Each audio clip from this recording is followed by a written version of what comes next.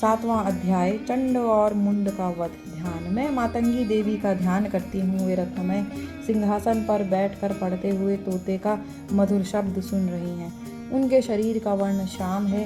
वे अपना एक पैर कमल पर रखे हुए हैं और मस्तक पर अर्धचंद्र धारण करती हैं तथा कल्लार पुष्पों की माला धारण किए वीणा बजाती हैं। उनके अंग में कसी हुई चोली शोभा पा रही है।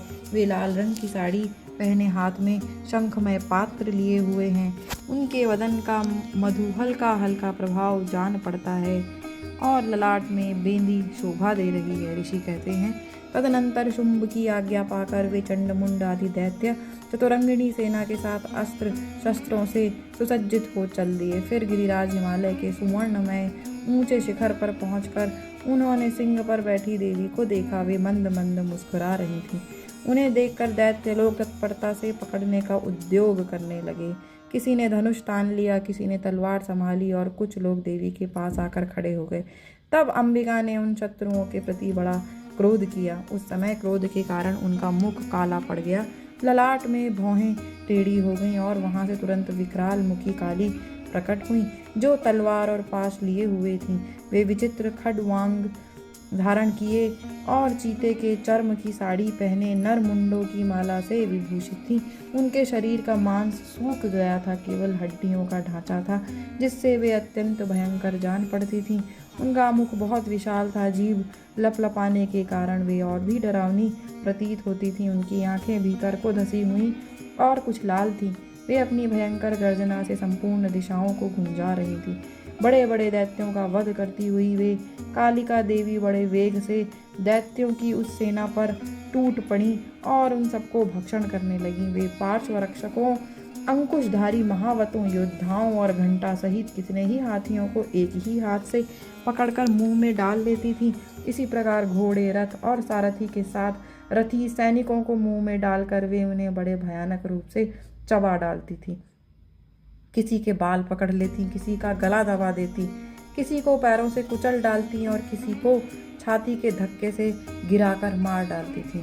वे असुरों के छोड़े हुए बड़े बड़े अस्त्र शस्त्र मुंह से पकड़ लेती और रोष में भरकर उनको दांतों से पीस डालती थी। काली ने बलवान एवं दुरात्मा दैत्यों की वह सारी सेना रौंद डाली, खा डाली और कितनों को मार भगाया। कोई तलवार के घाट उतारे गए, कोई खड्वांग से पीटे गए और कितने ही असुर दांतों के अग्रभाग से कुचले जाकर मृत्यु को प्राप्त हुए। इस प्रकार देवी ने असुरों की उस सारी सेना को क्षण भर में मार गिराया।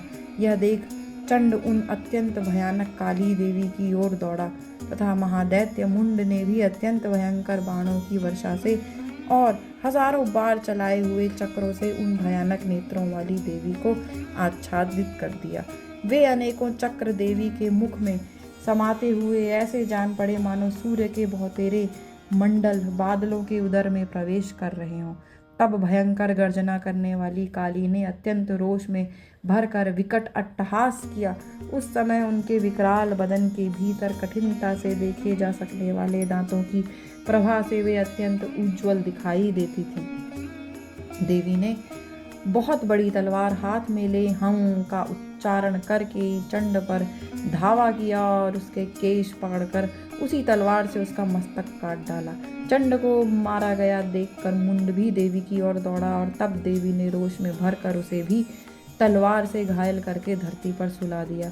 महापराक्रमी चंड और मुंड को मारा गया देख मरने से बची हुई बाकी सेना भय से व्याकुल हो चारों ओर भाग गई। तदनंतर काली ने चंड और मुंड का मस्तक हाथ में ले चंडिका के पास जाकर प्रचंड अट्टहास करते हुए कहा, देवी, मैंने चंड और मुंड नामक इन दोनों महापशुओं को तुम्हें भेंट किया है। अब युद्ध यज्ञ में तुम शुंभ और निशुंभ का स्वयं ही वध करना। ऋषि कहते हैं, वहां लाए हुए उन चंड मुंड नामक महादैत्यों को देखकर कल्याणमयी चंडी ने काली से मधुर वाणी में कहा, देवी, तुम चंड और मुंड को लेकर मेरे पास आई हो, इसलिए संसार में चामुंडा के नाम से तुम्हारी ख्याति होगी। इस प्रकार श्री मार्कंडेय पुराण में सामर्णिक मनवंतर की कथा के अंतर्गत देवी महात्म्य में चंड मुंड वध नामक 7वां अध्याय पूरा हुआ।